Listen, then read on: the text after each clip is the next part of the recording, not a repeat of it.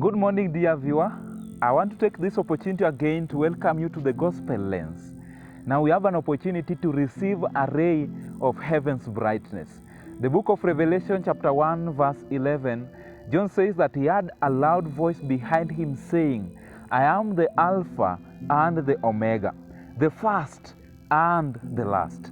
Now, in this particular portion of the story of Revelation, Jesus declares and reveals himself to John as the first and the last. Now, I want to present something very special to us this morning. To John, he had been persecuted by Emperor Domitian.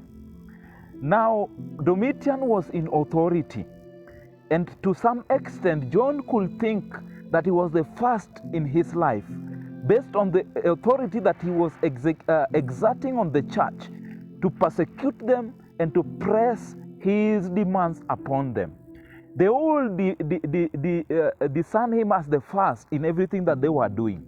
But Jesus comes and reveals himself in an opposite way and juxtaposes himself as the first and the last, the Alpha and the Omega. Now, did you know that Jesus should be the first and the last in our lives? And that in everything that we do, he should be the first that comes in our thoughts and the last when we accomplish such things?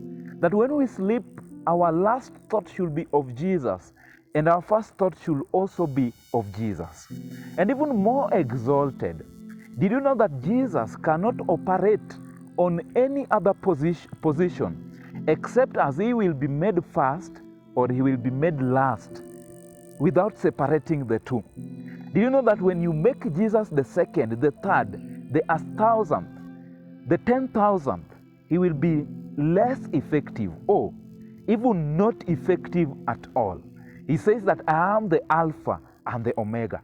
Have you made him the Alpha and the Omega of your life, of your salvation, of your everything? If you haven't, you can surely do that this morning.